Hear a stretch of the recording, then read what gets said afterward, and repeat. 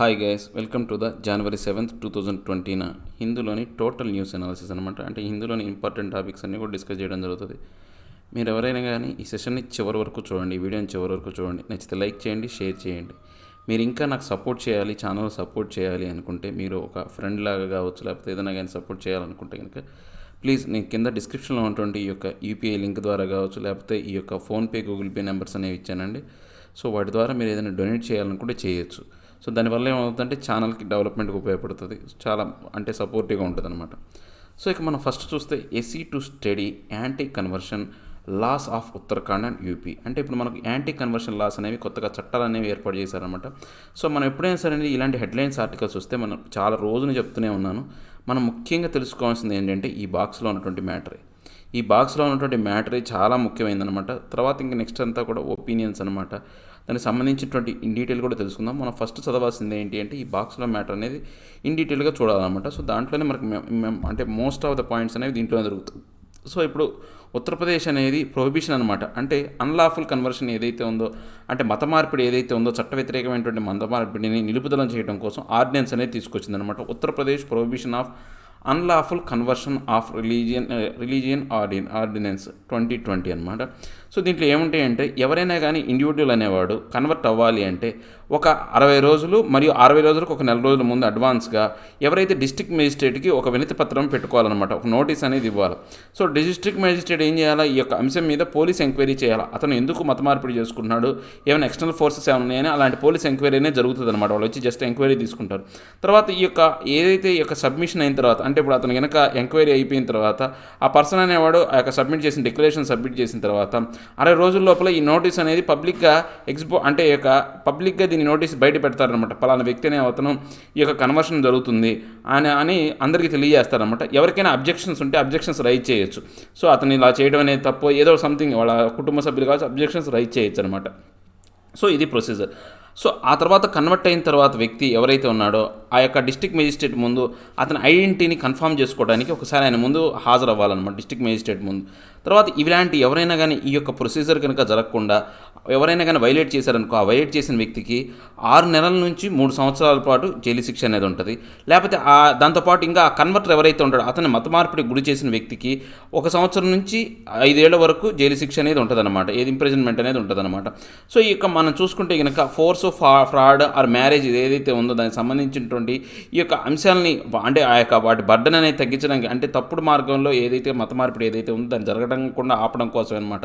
So ఇప్పుడు మనకు ఈ యొక్క మ్యారేజ్ అనేది ఎప్పుడూ కూడా మతం మీద ఆధారంగా ఉండకూడదు, అంతే కదండి. ఇప్పుడు మ్యారేజ్ చేసుకున్నాను అనుకోండి, ఆ అబ్బాయి నచ్చాడు లేకపోతే ఆ అమ్మాయి నచ్చింది అనుకోండి, నచ్చితే చేసుకోవాలి, అంతేగాని నువ్వు నన్ను నచ్చావు కాబట్టి నా మతంలోకి నువ్వు మారు, లేకపోతే నీ మతంలోకి నేను మారుతా, అది కరెక్ట్ కాదు కదా.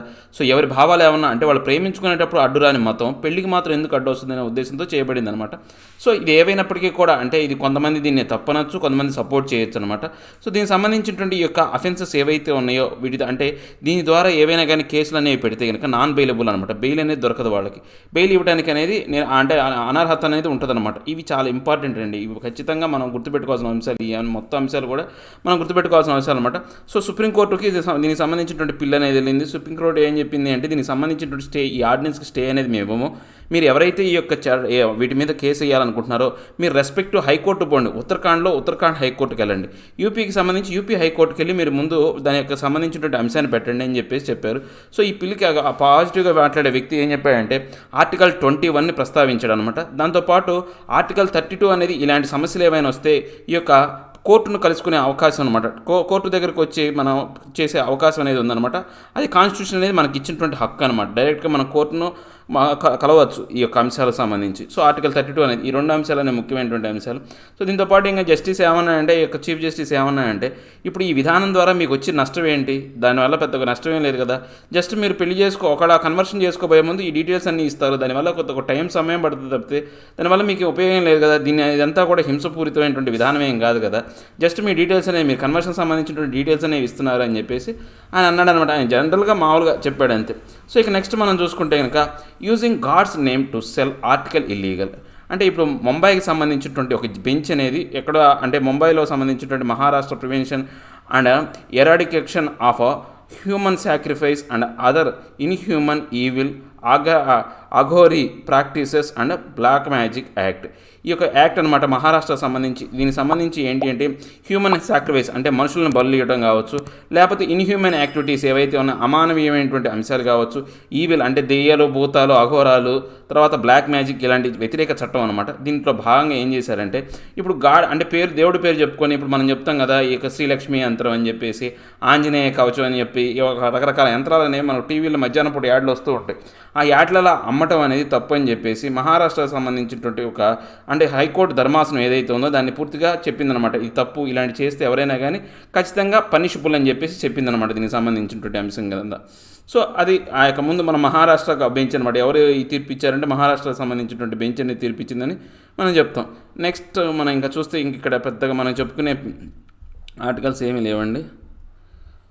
సో మనం ఆర్టికల్ పేజ్కి వెళ్తే ఆల్రెడీ బిల్డింగ్ బై అకార్డ్ అనేది, ఈ బిల్డింగ్ బై అకార్డ్ అనేది మార్నింగ్ అనేది దాంట్లో పూర్తిగా ఇన్ డీటెయిల్గా చెప్పాను, లైన్ బై లైన్ ఎక్స్ప్లెయిన్ చేశాను, ఒకసారి చూడండి. తర్వాత ఇక నెక్స్ట్ మనం చూసుకోవాలి ఏంటంటే boosting India with maritime domain awareness. అంటే ఇప్పుడు మన భారతదేశం ఏం చేయాలి అంటే ఈ యొక్క మ్యారిటైమ్ అంటే తెలుసు కదా, సముద్ర జలాలు ఏవైతే ఉన్నాయో వాటికి సంబంధించినటువంటి దాంట్లో బాగా మనం అవగాహన అనేది పెంచుకోవాలి. సో ఇప్పుడు మనకు చైనా అనేది ఏం చేస్తుందంటే ఈ సౌత్ చైనా సీ మొత్తం మీద కూడా ఆధిపత్యం అనేది సాధించింది. సో దాని యాక్టివిటీ అనేది ఇండియన్ ఓషన్లో కూడా పెరుగుతుందన్నమాట. సో ఇండియాకి దీనికి సంబంధించినటువంటి అంశం కింద కొంతవరకు ఏంటి అంటే ఇంటిగ్రేషనల్ సినర్జీ అనేది పూర్తిగా దీని మీద దానికి సంబంధించినటువంటి అంశాలు అనేవి చూడాలి అని చెప్పేసి చెప్తున్నారనమాట. సో ఇప్పుడు మనకు ఈ యొక్క ఆర్టికల్ చెప్పిన దాని ప్రకారం అంటే ఎనిమి అనేవాడు ఎలాగైనా ఉండొచ్చు అనమాట. ఇప్పుడు ఎనిమి అనేవాడు ఎలా ఉండొచ్చు అంటే చేపల బోట్లో ఉండొచ్చు. ఇంతకుముందు కూడా మనకు బాంబే దాడి జరిగినప్పుడు వాళ్ళు పాకిస్తాన్ నుంచి భారతదేశానికి ఒక ఏదైతే ఉందో ఆ గుజరాత్కి దొంగ సరుకుగా వస్తుందన్నమాట. ఒక ఏదంటే పెట్రోల్, డీజిల్ అనేవి దొంగ రవాణా చేస్తారు, ఆ బోట్లలో వచ్చారు. సో ఈ యొక్క ఎనిమి అనేవాడు ఈ యొక్క చేపల బోట్లో ఉండొచ్చు, లేకపోతే పైరేట్స్ రూపంలో ఉండొచ్చు, లేకపోతే ఈ యొక్క క్రిమినల్ రాబరర్గా అలాంటి ప్రదేశాల్లో ఉండొచ్చు అనమాట. ఇలాంటి వాళ్ళందరినీ కూడా మనం ఇక్కడి నుంచే గుర్తించాలి, వాళ్ళని ట్రాక్ చేయాలి. ఎవరైతే ఈ యొక్క సముద్ర జలాల్లో అంటే మన యొక్క నదీ పరివాహ ప్రాంతాల్లో ఎవరైతే ఉంటారో, ఆ సముద్ర తీర ప్రాంతాల్లో ఎవరైతే ఉంటారో, అంటే మన సముద్రాన్ని బౌండరీస్ కూడా ఉంటాయండి. అంటే మన యొక్క భారతదేశం సంబంధించి సముద్రంలో ఇన్ని నాటికల్ మైల్స్ వరకు మనకు బౌండరీ అనేది ఉంటుంది అనమాట. ఆ బౌండరీ వరకు ఏదైతే ఉందో చాలా వరకు మనం జాగ్రత్తగా ఉండాలి, విజిలెంట్గా జాగ్రత్తగా ఉండాలన్నమాట. ఎవరైతే ఉంటున్నారో దానికి సంబంధించినటువంటి పూర్తి అవేర్నెస్ అనేది ఉండాలా. దానికి సంబంధించినటువంటి బేస్ క్యాంపులు అనేవి ఇప్పుడు మన భారతదేశం ఒకటే సరిపోదు దీనికి సంబంధించి. సో ఈ యొక్క ఇండియన్ ఓషన్కి సంబంధించినటువంటి ఈ యొక్క బోర్డర్ షేర్ కలిగినటువంటి దేశాలు మాల్దీవ్స్ అనేవి ఉన్నాయి, మయన్మార్ ఉంది, బంగ్లాదేశ్ ఉంది, తర్వాత మారిషస్ ఉంది, తర్వాత సిచిలీస్ ఏదైతే ఉందో అది, నెక్స్ట్ శ్రీలంక, ఇలాంటి వాటి చోట్ల మనకు ఏంటంటే ఆల్రెడీ ఏంటంటే ఈ యొక్క వైడ్ కోస్టల్ ర్యాడర్స్ అనేవి ఉన్నాయి, ఆ చైన్ నెట్వర్క్ అనేది ఉందన్నమాట. సో ఇంకా బలోపేతం చేయాలి వీటికి సంబంధించినటువంటి ఈస్ట్ కోస్ట్ ఇండియన్ ఓషన్. అంటే ఈస్టర్న్ ఇండియన్ ఓషన్ అంటే ఇప్పుడు మన భారతదేశం అనేది ఇలా ఉందనుకోండి, ఈస్ట్ భాగం అంతా కూడా ఇటు సైడ్, వెస్ట్ భాగం అంతా ఇటు సైడ్ అనమాట.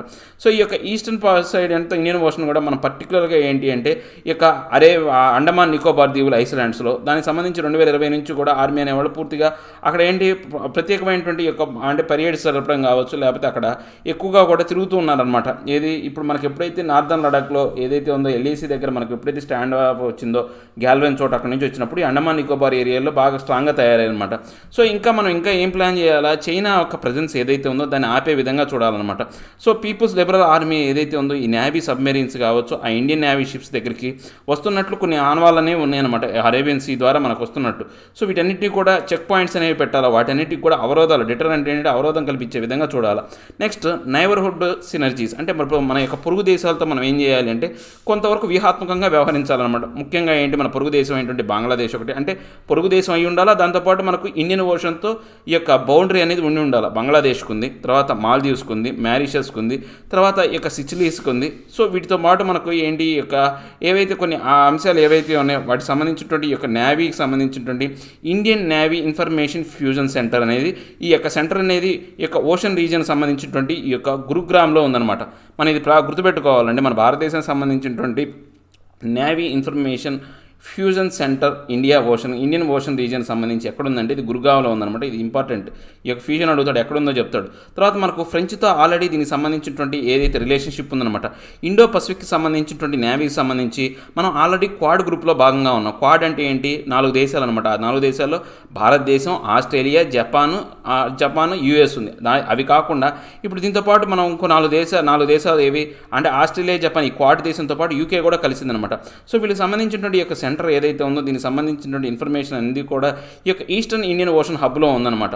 సో ఈ యొక్క న్యూఢిల్లీ ఏదైతే ఉందో దీనికి సంబంధించినటువంటి అంశాలన్నీ కూడా ఈ యొక్క వెస్టర్న్ ఇండియన్ ఓషన్కి, అంటే ఇప్పుడు మనం ఇందాక చెప్పుకున్నాం కదా, ఈస్టర్న్ అంటే ఇటు సైడ్ వస్తుంది, వెస్టర్న్ అంటే ఇటు సైడ్ వస్తుంది అనమాట, అంటే బాంబే రీజియన్ వైపు వస్తుంది అనమాట. సో ఈ వెస్టర్న్ ఇండియన్ ఓషన్లో కూడా ఏంటి అంటే దీనికి సంబంధించినటువంటి ఏదైతే ఉందో మనకి ఏంటంటే regional maritime information fusion centre. ఈ వెస్ట్ సైడ్ ఉందేమో regional maritime information fusion centre, ఇక్కడ రైట్ సైడ్ ఉందేమో Indian navy information fusion centre అనమాట. ఇవి రెండు డిఫరెంట్ అనమాట. సో దీనికి సంబంధించినటువంటి అంశాలన్నీ కూడా ఇండియన్ ఓషన్ సంబంధించినటువంటి అబ్జర్వర్స్ అనమాట. మనకు భారతదేశం అనేది ఈ యొక్క అబ్జర్వర్ స్టేట్లో ఉంది, దాన్ని ఓన్లీ మనకు ఎప్పుడు గుర్తిస్తూ ఉంటుంది అనమాట. దీనికి సంబంధించి RMIFC కింద, అంటే రీజనల్ మ్యారిటైమ్ ఇన్ఫర్మేషన్ ఫ్యూజన్ కింద మన అబ్జర్వర్గా ఉంది. సో దీనికి సంబంధించినటువంటి ఈ యొక్క యూరోపియన్ మ్యారిటైమ్ ఏవైతే అవేర్నెస్ సంబంధించినటువంటి ఈ యొక్క స్ట్రైట్ ఆఫ్ హార్మోజ్ అంటే ఎక్కడ ఉంది అంటే మనకు ఈ యొక్క పర్షియన్ గల్ఫ్లో ఉన్నటువంటి ఏరియా అనమాట. స్ట్రైట్ ఆఫ్ హార్మోజ్లో కూడా మనం దీని మీద పట్టు అనేది ఉండాలి. Persian Gulf, straight of Hormuz దగ్గర కూడా మనకు ఈ యొక్క మ్యారిటైమ్ సంబంధించినటువంటి అంశాలనేవి అక్కడ ఏం జరుగుతుందో మనకు తెలియాలన్నమాట. ఫ్రెంచ్ కనెక్షన్, దీంట్లో మన భారతదేశంతో పాటు ఫ్రెంచ్ కూడా కొంతవరకు భాగం ఉందన్నమాట. ఈ యొక్క ఫ్రెంచ్ అనేది ఈ యొక్క న్యూఢిల్లీ 2019 నుంచి కూడా ఫ్రెంచ్కి భారతదేశానికి ఒక అగ్రిమెంట్ అనేది జరిగిందన్నమాట, ప్యారిస్ అనేది. దీనికి సంబంధించినటువంటి స్ట్రాంగ్ మ్యారిటైమ్ కామన్ ఫ్యాక్టర్గా, అంటే స్ట్రాంగ్ పార్ట్నర్గా ఉందన్నమాట. ఈ యొక్క నేవీ ప్రయారిటీస్ కావచ్చు, వీటన్ని అంశాల్లో ఏంటంటే ఫ్రెంచ్ అనేది మన భారతదేశంతో పాటు కలిసి ప్రయాణం చేయడానికి ఈ సౌత్ ఏషియాలో మొత్తం కూడా దాని యొక్క దాని సహకారం అనేది మనకు అందిస్తూ ఉంటుంది అనమాట. Next China watch. ఇప్పుడు చైనా ఏం చేస్తుందంటే పూర్తిగా దీని అంతా కూడా గమనిస్తుంది, ఎందుకంటే మన భారతదేశంతో ఏ దేశాలు అనేవి ఎక్కువగా కనెక్షన్స్ అనేవి ఉన్నాయి, దానికి సంబంధించినటువంటి ఈ యొక్క ప్లాన్ కావచ్చు, న్యూక్లియర్ సబ్మెరీన్స్ అనేవి వాళ్ళు ఇన్స్టాల్ చేయడం కావచ్చు, ఆ యొక్క సముద్ర తీరాల్లో ఈ యొక్క ప్రదేశాన్ని అంటే వాళ్ళు పరేడ్ జరగటం అనమాట, పూర్తిగా అక్కడ తిరుగుతూ ఉండటం అనేవి ఇవన్నీ కూడా గమనిస్తూనే ఉందన్నమాట. యుఎస్ కూడా దాంతోపాటు ఏంటంటే వాషింగ్టన్ కావచ్చు, దీనికి సంబంధించినటువంటి ఈ సర్వేలెన్స్ కావచ్చు, ఫ్రూట్ ప్రింట్స్ కావచ్చు, దీనికి సంబంధించినటువంటి అన్ని అంశాలను కూడా భారత్తో ఎప్పుడూ కూడా అనుసంధానంలోనే ఉంటుందన్నమాట, షేర్ చేసుకుంటూనే ఉందన్నమాట. తర్వాత మన రియల్ టెస్ట్ అనేది మన భారతదేశం కనుక చూసుకుంటే, మన భారతదేశం అనేది ఇట్లా దేశాలతోనే కాకుండా 21 దేశాల యొక్క ట్రేడింగ్ షిప్స్ ఏవైతే ఉన్నాయో, అంటే ఇండియన్ ఓషన్తో వ్యాపార వర్తకం జరిపే ఏవైతే కంపెనీలు ఏవైతే ఉన్నాయో వాటితో 21 దేశాలకు సంబంధించినటువంటి ఈ యొక్క కంపెనీలతో కూడా మన భారతదేశం అనేది పార్ట్నర్షిప్ పెట్టుకుందన్నమాట దీనికి సంబంధించి. సో దీంతో పాటు ఇక్కడ ఏంటంటే ట్రాఫిక్ కూడా ఎక్కువ, ఈ యొక్క ఇండియన్ ఓషన్లో కూడా మనకు ట్రాఫిక్ అనేది ఎక్కువ. దీంతో పాటు మన ఇండియన్ మిలిటరీ శాటిలైట్ అయినటువంటి GSAT-7A అనేది చాలా ఇంపార్టెంట్ అనేది. GSAT-7A అనేది కూడా దీని మీద సర్వేలెన్స్ అనేది ఉంటుంది అనమాట. దీనికి సంబంధించినటువంటి సర్వేలెన్స్ కావచ్చు, సెక్యూరిటీ ప్రొవైడర్ కావచ్చు, తర్వాత ఈ యొక్క పార్ట్నర్గా ఏదైతే ఉందో అన్నీ కూడా ఇవి చేస్తూ ఉంటుంది అనమాట. సో దీనికి సంబంధించి ఈ యొక్క నరేంద్ర మోడీ కూడా దీనికి సంబంధించినటువంటి అంశాన్ని కూడా ఈయన ప్రస్తావించాడు అనమాట, ఈ సెక్యూరిటీకి సంబంధించినటువంటి అంశాలు. సో దీంట్లో ఇంకా మన భారతదేశం అనేది పురోగమృద్ధి చెంది ఇలాంటి ఇంకా జాగ్రత్త అనేది తీసుకోవాలా, ఇంకా దీనికి సంబంధించినటువంటి ఎక్కువ సెక్యూరిటీ సర్వేలెన్స్ అనేవి పెంచాలి అని చెప్పే ఆర్టికల్ అనమాట. నెక్స్ట్ వచ్చేసి this importance of social interaction. అంటే సోషల్ ఇంటరాక్షన్ అంటే ఏంటంటే సామాజికంగా ఏంటంటే ఒకళ్ళతో ఒకళ్ళు మనం కలిసి జీవించడం అనమాట. అంటే ఇంటరాక్షన్ అంటే ఏంటి, ఒక మనిషితో మనం మాట్లాడటం కావచ్చు, ఒక మనిషితో కలిసి చేసే పని మనం ఏమంటాం, ఇంటరాక్ట్ అవ్వటం అంటాం. సో మనకు ఇంతకుముందు కూడా మనం ఇంజనీరింగ్లో జాయిన్ అయ్యేటప్పుడు ఈ యొక్క జూనియర్స్ ఇంటరాక్షన్ విత్ సీనియర్స్ అనేవాళ్ళు, అంటే ఇంటరాక్షన్ అంటే ఏంటి, వాళ్ళతో కలవటం అనమాట. సో ఇప్పుడు the importance of social interaction అనేది లేకుండా పోయింది సమాజంలోనే కాదండి, మన ఇంట్లో కూడా సోషల్ ఇంటరాక్షన్ అనేది లేకుండా పోయిందనమాట. ఇప్పుడు మనం కనుక చూస్తే COVID-19 వచ్చిన తర్వాత ప్రతి ఒక్కళ్ళు కూడా ఒకడు ఇంకోటితో మాట్లాడాలంటే చాలా ఇబ్బంది పడుతున్నాడు. ఎందుకని ఎవరికి COVID-19 ఉందో తెలియదు, దగ్గరుండి మాట్లాడాలన్నా కానీ డిస్టెన్స్ మెయింటైన్ చేయడం ఎంత తక్కువగా కుదిరితే అంత తక్కువగా మాట్లాడుతున్నారు అనమాట. దీని కారణంగా రాబోయే కాలంలో ఒకరి మీద ఒకరికి అపనమ్మకం ఏర్పడి సొసైటీ అనేది డైవర్స్డ్గా అయిపోయే అవకాశం ఉందన్నమాట. ఇప్పుడు ఆల్రెడీ మనం ఎలా చూస్తే మనకు ఈ యొక్క సెల్ ఫోన్స్ అనేవి వచ్చినాయి. ఈ సెల్ ఫోన్స్ అనేవి వచ్చిన తర్వాత ఈ యొక్క ఇంట్లో 4 గోడల మధ్య ఉన్నటువంటి వ్యక్తులే సోషల్ ఇంటరాక్షన్, అంటే వాళ్ళ దానికి సంబంధించిన సోషల్ ఇంటరాక్షన్ కూడా ఫ్యామిలీ ఇంటరాక్షన్ చాలా తక్కువగా ఉంది. ఎవరు కూడా ఫ్యామిలీతో ఎక్కువ టైం అనేది స్పెండ్ చేయట్లేదు. యాక్చువల్లీ ఈ ఆర్టికల్ ఏంటంటే ముఖ్యంగా హిందువుల్ని ముస్లింని హైలైట్ చేస్తూ చెప్పాడు, కానీ హిందువులు ముస్లిం టాపిక్ మనకు వద్దండి ఇప్పుడు. ఎందుకంటే హిందువులు ముస్లిం అంటే ఇప్పుడు మళ్ళీ అదొక డివిడెండ్గా ఉంటుంది అనమాట, రెండు మతాలుగా విడగొట్టినట్టు ఉంటుంది. అలా కాదు, మనం జనరల్గా మాట్లాడుకున్నా కానీ సరిపోతుంది. జనరల్గా కూడా హిందూ ముస్లిం అనాల్సిన అవసరం లేదు. జనరల్గా మనం మాట్లాడామనుకోండి, అది కూడా సోషల్ ఇంటరాక్షన్ అనేది లేదు. మనకు ఫ్యామిలీ ఇంటరాక్షన్స్ తక్కువ అండి, పిల్లలకి తల్లిదండ్రులకి ఇంటరాక్షన్ లేదు. సో ఇంట్లోనే లేనప్పుడు మళ్ళీ హిందూ ముస్లిం అంటే ఎందుకు, బయటికి వెళ్ళిన తర్వాత పరిస్థితులు అనేవి ఎలా ఉంటాయంటే ఇప్పుడు అసమానంగా ఉన్నాయన్నమాట, ఇన్ఈక్వాలిటీస్ అనేవి ఎక్కువగా ఉన్నాయన్నమాట. దీనివల్ల ఏమవుతుంది అంటే ఇప్పుడు మనం తెలియదు, సోషల్ ఇంటరాక్షన్ తెలియదు.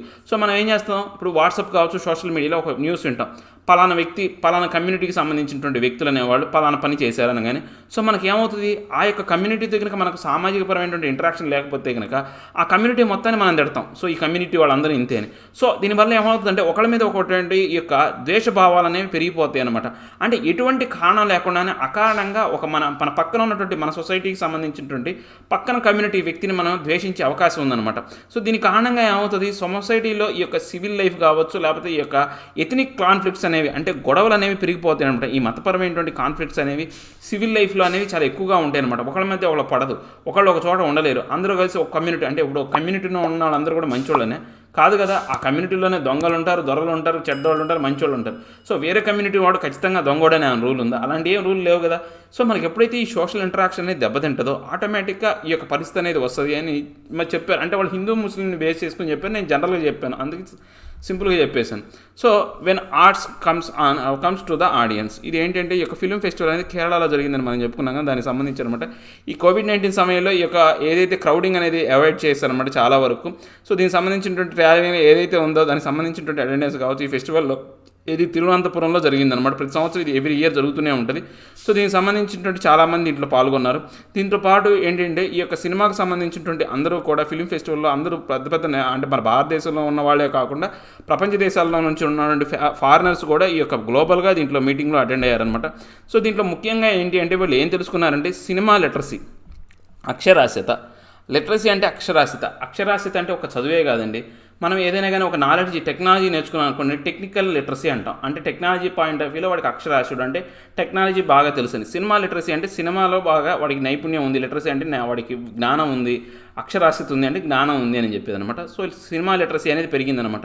దీనికి సంబంధించినటువంటి అందరూ కూడా వాళ్ళ యొక్క షేర్ చేసుకోవడం కావచ్చు, అంటే ప్రముఖ వ్యక్తులు ఎవరైతే ఉన్నారో వాళ్ళ సినిమాలు తీసినప్పుడు వాళ్ళ యొక్క సాధించిన విజయాలు కావచ్చు, వాళ్ళు అనుసరించినటువంటి విధానం ఏవైతే ఉన్నాయో వాళ్ళ ఎక్స్పీరియన్స్ షేర్ చేసుకుంటారనమాట. సో దీనివల్ల ఏమంటే లిటరసీ అనేది పెరుగుతుంది అనమాట. ఇక సినిమా లిటరసీ అనేది పెరుగుతుంది అనమాట.